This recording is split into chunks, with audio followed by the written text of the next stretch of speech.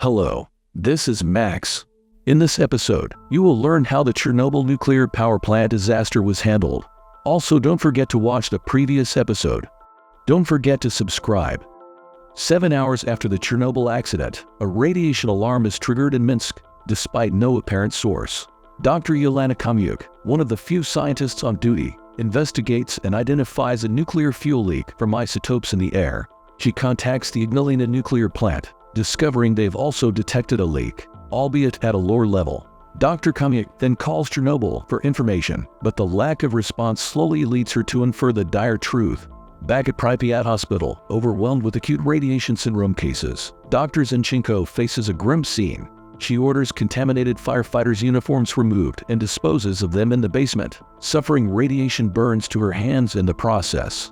Outside, an angry mob, including Lyudmila, gathers, demanding answers.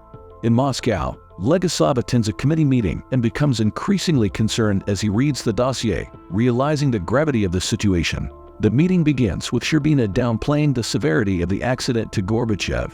However, Legasov objects, citing a passage about a firefighter burned by a black mineral, which suggests a reactor core explosion. Despite Sherbina's dismissal, Legasov insists that the true radiation levels are far higher than reported. Gorbachev allows Legasov to explain the catastrophic potential of a core explosion and dispatches Sherbina and Legasov to Chernobyl by helicopter. During the flight, Legasov educates Sherbina on nuclear reactor operation. Meanwhile, Dr. Kamyuk arrives at the Belarusian Communist Party headquarters but is turned away because the party insists that Chernobyl was a minor accident, despite evidence to the contrary. Frustrated by their refusal to acknowledge the seriousness, she resolves to take action herself. At Pripyat Hospital, the mob breaches a facility, and Lyudmila discovers her neighbors among the radiation burn victims. Determined to accompany her husband, Vasily, who is being transferred to Moscow for treatment, she pleads with the authorities and gains permission to join him. As the helicopter approaches the plant, Legasov is horrified by the blue glow from the core and the scattered graphite on the roof. Despite Sherbina's ignorance, he protests when ordered to fly closer, warning of fatal consequences.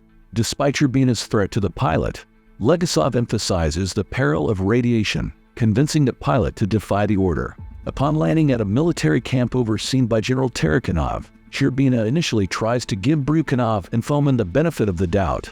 However, their suspicious denials and attempts to discredit Legasov only deepen his suspicions. When Sherbina questions why the roof is covered in graphite, Fomin's feeble explanation fails to convince him. Then, Tarakanov offers to use the high-range dosimeter himself, despite the risk highlighted by Legasov. That night, Tarakanov bravely drives a heavily shielded truck toward the reactor ruins. Returning mostly unscathed, he reveals the shocking truth: the radiation level isn't the previously stated 3.6 or even 200 Röntgen, but a staggering 15,000 Röntgen. Legasov grimly explains that the reactor did explode, emitting radiation at a rate twice that of the Hiroshima bomb every hour, posing a lethal threat to Europe and Asia. After this, Sherbina promptly has Bryukhanov and Fomin arrested, disregarding their attempts to blame Dyatlov. Seeking a solution to extinguish the fire, Legasov suggests filling it with 5,000 tons of sand and boron. However, Sherbina rejects the idea of evacuating Pripyat. Later, at a hotel bar, Legasov lies to a worried couple about the fire's danger. The next day, helicopters laden with sand and boron fly towards the reactor. Watching from a rooftop, Legasov urgently reminds Sherbina that they cannot fly directly over the core. Unfortunately, the message doesn't reach the pilot in time, resulting in a fatal dose of radiation for all on board. Despite the tragedy, Sherbina orders the operation to continue, instructing pilots to drop their payload onto the exposed core. Meanwhile, Kamyuk learns of the disaster and the authorities' efforts to contain it. Determined to help, she heads to the station despite its likely off-limits status. Meanwhile, in his Pripyat hotel room, Legasov remains unsettled by the lack of evacuation. When Sherbina tries to brush off his concerns, Legasov starkly reminds him that their presence alone has exposed them to enough radiation to likely shorten their lives to just 5 years, leaving Sherbina stunned. Their distress deepens when they receive a call revealing that radiation from Chernobyl has reached Sweden, prompting the US to confirm the reactor explosion using spy satellite photos. With West Germany taking precautionary measures, the Soviets can no longer justify keeping people in Pripyat. Soon, a fleet of buses arrives, announcing the temporary evacuation of Pripyat. Citizens, including hospital patients, are ushered onto buses, leaving behind their homes, belongings, and even pets.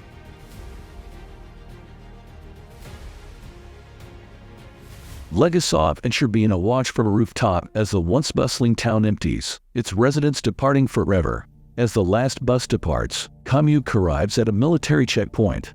Threatened with arrest for refusing to leave, she welcomes the opportunity, seeing it as a chance to reach those in charge. Led to Legasov and Sherbina, she warns them of a potential disaster. Meanwhile, the sand and boron drop intended to smother the reactor fire mix with debris, creating radioactive lava. Legasov claims to have foreseen this, but Kamyuk reveals a critical oversight. In 2 days, the lava will reach the presumed empty bubbler pools beneath the reactor. Despite Akimov and Toptunov's failed attempts to cool the core and the firefighters' water pumping efforts, the pools are now full, posing a catastrophic threat when the lava breaches them. Meanwhile, Gorbachev, busy navigating the fallout of the Chernobyl disaster and offering apologies to affected countries, presides over another meeting. This time, Kamyuk is present to shed light on the harrowing situation. She carefully explains the looming threat. If the bubbler pools beneath the reactor aren't drained, there is a grave risk of a catastrophic explosion. Kamyuk elaborates that such an explosion could obliterate everything nearby, including the remaining reactors, and release a deadly wave of radiation that could devastate Ukraine and Belarus, making the affected areas unlivable for 100 years and severely tainting Eastern Europe. In response to Gorbachev's query about why they can simply drain the pools, Legasov provides a sobering response. He explains that while technically possible, the task would likely result in fatal levels of radiation exposure for those involved. After a moment of contemplation, Gorbachev reluctantly gives his approval for the operation to proceed, recognizing the gravity of the situation. Finding volunteers for such a perilous mission proves to be a challenge. However, Sherbina's revelation of the dire consequences if the pools remain unchecked spurs some brave souls to step forward. Eventually, 3 technicians from reactors 1 and 2 muster the courage to take on the task. Yet, as they embark on what could be a suicide mission, their progress is swiftly halted when their flashlights falter, succumbing to the overwhelming radiation in the area, plunging them into darkness and uncertainty. With their flashlights rendered useless by the radiation, the 3 divers resort to using wind-up lights, which thankfully withstand the deadly conditions. Outside, Legasov and Sherbina anxiously await their return, knowing that failure would likely mean sending 3 more men into danger. Fortunately, the divers emerge from the depths surprisingly unscathed, bringing a glimmer of hope in the midst of despair. Meanwhile, Lyudmila navigates her way to Moscow Hospital No. 6, where Chernobyl patients are being treated. After some difficulty with the receptionist and the attending doctor, who limits her time with Vasily and checks her for pregnancy, Lyudmila finally finds him. To her relief, Vasily and his fellow firefighters appear to be recovering with only minor radiation burns. Back at Chernobyl, Legasov and Sherbina clash over the establishment of an evacuation zone set arbitrarily at 30 kilometers, despite detectable fallout up to 200 kilometers away. Sherbina defends the decision as being made at a higher level, frustrating Legasov, who accuses him of prioritizing party loyalty over people's safety. Their debate is cut short when Tarkhanov reports that the fire is nearly extinguished, but the temperature of the smothered reactor core is rising sharply, indicating a meltdown has begun. That night, Lyudmila wakes up when Vasily's health worsens. He starts yelling in pain while doctors try to calm him down. Meanwhile, Sherbina calls Gorbachev to inform him about the new emergency. There's a 50-by-50 chance that the melted nuclear fuel will go through the ground under the plant and contaminate the water that flows into the river. To stop this, they need to build a machine under the plant. Gorbachev pledges full support for this plan but redirects the conversation, demanding a timeline. Legasov's sarcastic remark about plutonium's half-life elicits Gorbachev's abrupt end to the call. Sherbina shoots Legasov a disapproving look before suggesting they take a walk amid the deserted streets of Pripyat. Legasov braces to be scolded but is surprised when Sherbina shifts the conversation to concern for the exposed workers and firefighters. Legasov somberly explains the grim trajectory of radiation sickness, from initial symptoms to cellular breakdown and excruciating death. He says that those exposed to lower levels will face a fatal cancer prognosis within years or possibly decades. Sherbina's reason for the walk becomes clear when he reveals that KGB agents are tailing Legasov, highlighting the covert surveillance. Back at the hotel, Kamyuk struggles to piece together the events leading to the disaster. Despite her efforts, she can't simulate anything worse than a meltdown. Definitely not an explosion. Legasov faces a similar challenge and advises Kamyuk to go to Moscow and talk to the control room staff while they are still alive. However, he warns her to be cautious due to her dealings with the KGB. Near a mine in Tula, Foreman Glukov shares jokes with his workers about Soviet engineering quirks when Minister Shadov from the coal industry arrives. He tells them they've been chosen for a critical job at Chernobyl. Glukov demands to know why they're being sent to such a risky place, and Shadov reluctantly reveals the impending meltdown and the threat to Kiev's water supply. Satisfied with the explanation, Glukov and his team head to Chernobyl, playfully covering Shadov in coal dust before departing. In Moscow, Vasily's condition worsens dramatically. With most of his hair gone and his skin unhealthy, he asks Lyudmila to describe the view from the window as his eyesight fades. Despite the mundane reality, she paints a picturesque picture of the city's famous landmarks. Meanwhile, Kamyuk arrives at the hospital to question Dyatlov, who, though ill, isn't as affected as Vasily and his comrades. Instead of cooperating, Dyatlov rudely dismisses her inquiries. Meanwhile, the miners reach Chernobyl, and Glukov attends a briefing with Legasov and Sherbina. Legasov emphasizes the dangers of their task, but Glukov criticizes him for suggesting that gas masks will protect them. By the next evening, it is revealed that the miners have made good progress, but the hot working conditions are challenging.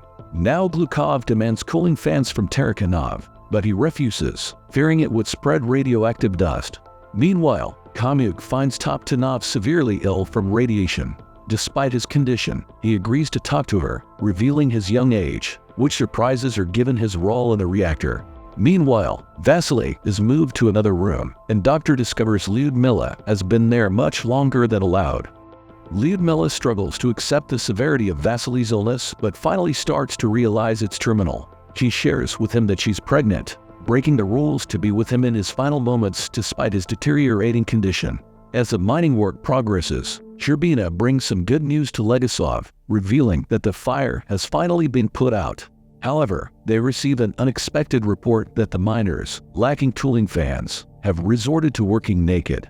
Legasov confronts Glukov about this, but Glukov argues that it won't make them any less safe. Glukov then asks about their future well-being after the task is done, but Sherbina does not provide any assurances, leaving Glukov disappointed but appreciative of their honesty. Meanwhile, Toptanov finishes his interview with Kamyuk, revealing a massive power surge in the reactor core before the explosion. Kamyuk is skeptical but confirms the account with Akimov, who is in a dire state compared to other victims. As Kamyuk leaves, she spots Lyudmila inside Vasily's isolation bubble, her body language suggesting her pregnancy. Seeing this, Kamyuk rushes Lyudmila out and confronts Doctor, revealing the pregnancy. Angered, Kamyuk vows to expose the hospital's incompetence, only to realize she's been overheard by KGB agents, halting her plans. The next morning, before another briefing, Sherbina informs Legasov of Kamyuk's arrest. During the briefing, Sherbina assures Gorbachev that the heat exchanger is progressing well to prevent groundwater contamination. Legasov then outlines the extensive measures needed to contain the disaster, including expanding the exclusion zone, euthanizing animals within it, and constructing a containment structure around the reactor. It is decided that General Tarkhanov will oversee this operation, taking over from Sherbina. Tarkhanov inquires about manpower and risks, to which Legasov estimates 250,000 workers will be needed, with thousands likely to perish. After the briefing, Legasov confronts KGB Director Charkov, demanding Kamyuk's release. Charkov initially feigns ignorance but relents under Legasov's insistence to take responsibility for Kamyuk's actions. After this, Sherbina privately rebukes Legasov for his naivety, suggesting it's an asset rather than a liability. As Kamyuk awaits release, Legasov visits her in her cell. She's shaken by what she witnessed in the hospital, particularly Toptanov's condition. She shares the information from Akimov and Toptanov, suspecting a connection between the attempted shutdown and the explosion. Despite Legasov's discomfort, he encourages her to continue her investigation, although she won't be able to question the deceased Akimov and Toptanov. Meanwhile, Lyudmila leaves Hospital No. 6, and her grief is evident as she accepts Vasily's passing. Soon, the bodies of Vasily and his colleagues are sealed in lead-lined coffins. then encased in steel coffins, and finally buried in a concrete sealed pit near the cemetery. Lyudmila and other widows watch tearfully as the graves are sealed, marking the tragic end of their husbands' lives. If you are interested in such films, please proceed to the next video on the screen, and also share your thoughts about this film in the comments. Give us a like and subscribe. Goodbye.